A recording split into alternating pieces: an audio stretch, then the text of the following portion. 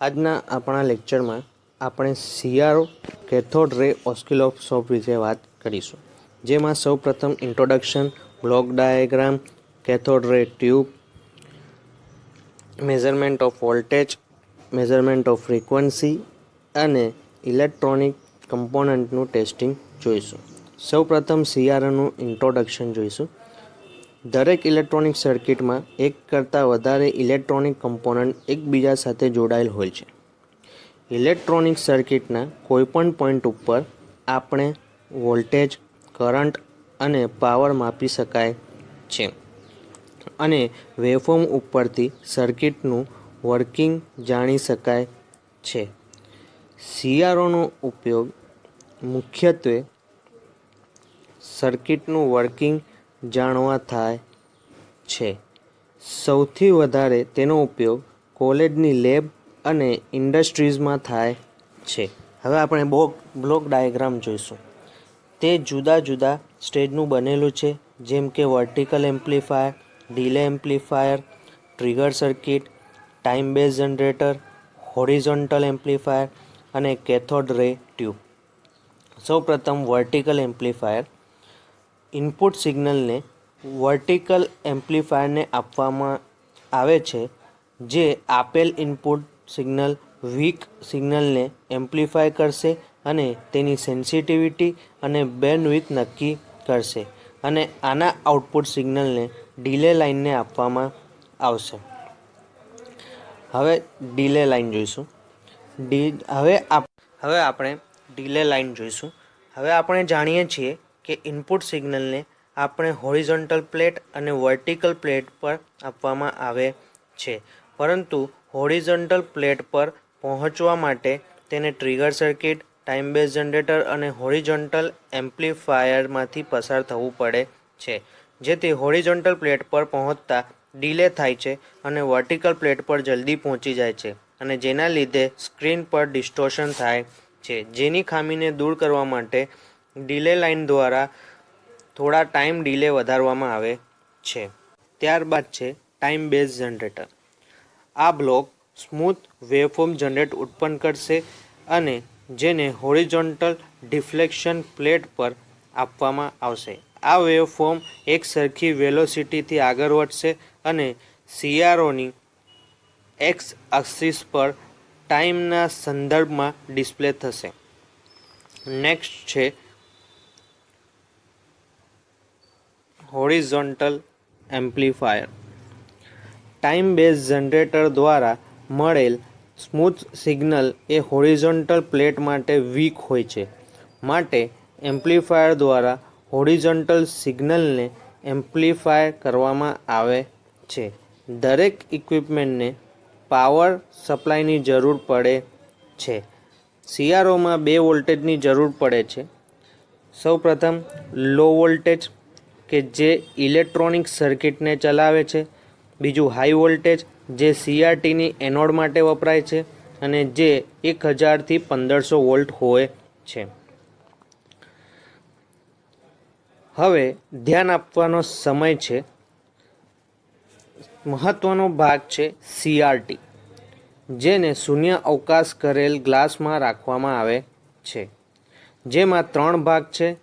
પહેલું ઇલેક્ટ્રોગન એસેમ્બલી, બીજું deflection plate અને ત્રીજું ફોસ્ફર સ્ક્રીન. તેમાં સૌપ્રથમ આપણે ઇલેક્ટ્રોગન એસેમ્બલી વિશે જોઈશું, જેમાં હીટર્સ,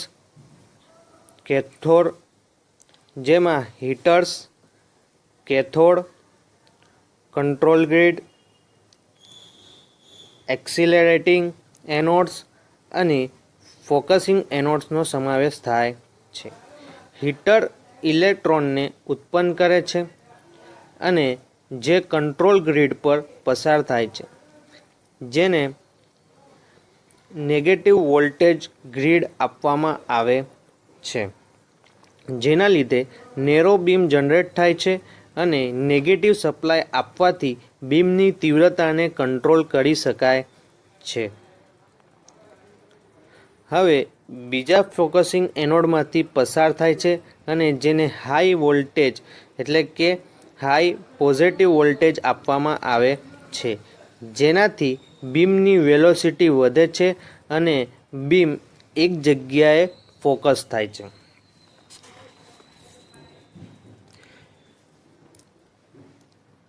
બીજું જે સેક્શન છે તે છે ડિફ્લેક્શન પ્લેટ્સ. હાઈ વેલોસિટીથી નીકળેલું બીજા એક્સ અને વાય ડિફરન્ટ પ્લેટ્સમાંથી પસાર થાય છે, જે હોરિઝોન્ટલ અને વર્ટિકલ ડિફ્લેક્શન પ્લેટ છે, જેના દ્વારા સ્ક્રીન પર ડિસ્પ્લે થતા વેવફોર્મને કંટ્રોલ કરી શકાય છે. થર્ડ જે છે એ છે ફોસ્ફરસ સ્ક્રીન.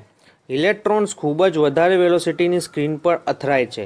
સ્ક્રીનની અંદરની સાઈડ સ્પેશિયલ ફોસ્ફરથી કોટેડ કરેલ હોય છે, જેના લીધે ઇલેક્ટ્રિકલ એનર્જીનું લાઇટ એનર્જીમાં રૂપાંતર થાય છે. એટલે જ્યારે ઇલેક્ટ્રોન બીમ સ્ક્રીન પર અથડાય છે ત્યારે સ્ક્રીન પર લાઇટનું બીમ દેખાય છે અને વેલોસિટી વધારે હોવાને લીધે વેવફોર્મ જેવું દેખાય છે.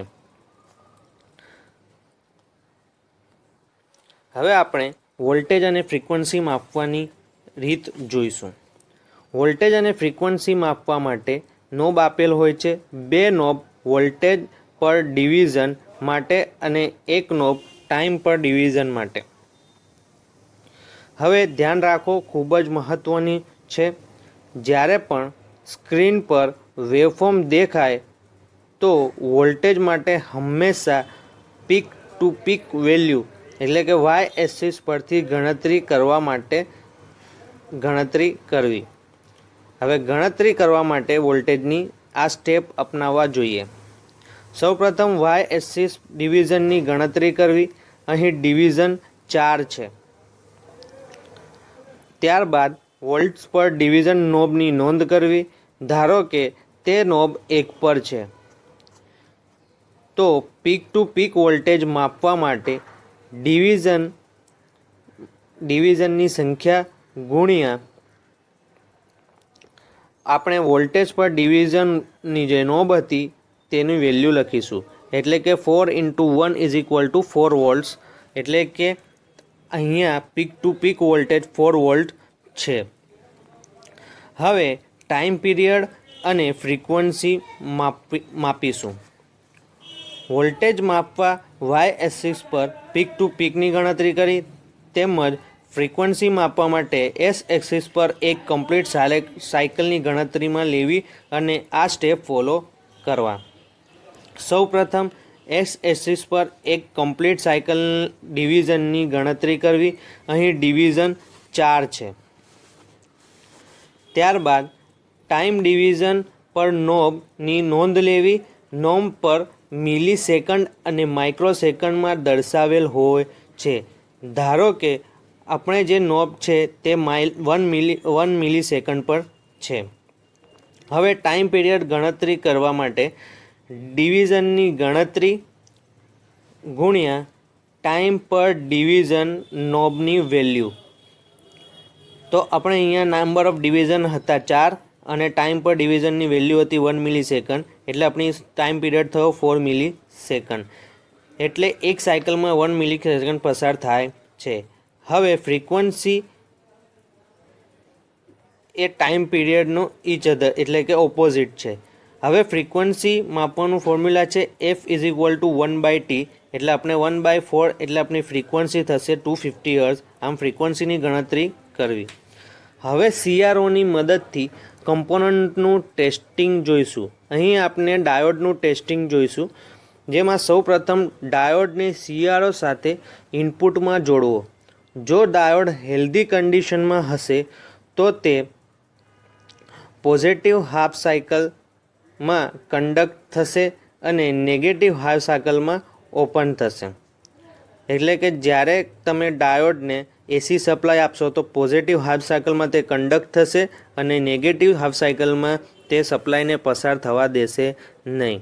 એટલે કે જો ડાયોડને પોઝિટિવ સપ્લાય પોઝિટિવ સાયકલ હશે તો તે ડાયોડ કન્ડક્ટ થશે ને તેનો આઉટપુટ મળશે. જ્યારે ડાયોડ ફોલ્ટી કન્ડિશનમાં હશે તો પોઝિટિવ હાફ સાયકલ દરમિયાન કન્ડક્ટ થશે નહીં અને એનો આઉટપુટ 0 હશે. અને જ્યારે ડાયોડ શોર્ટ સર્કિટ થયેલ હશે તો તેના આઉટપુટમાં નોન ઝીરો વેલ્યુ મળશે। તો આમ ડાયોડના 3 સ્ટેજ આપણે જોયા। હવે આપણે જે જોયું ભણ્યા લેક્ચરમાં તેનું ક્વિક રિવિઝન કરીએ। સૌપ્રથમ CRO એક ઇલેક્ટ્રોનિક ઇક્વિપમેન્ટ છે જે લેબોરેટરી અને ઇન્ડસ્ટ્રીમાં ઉપયોગમાં આવે છે।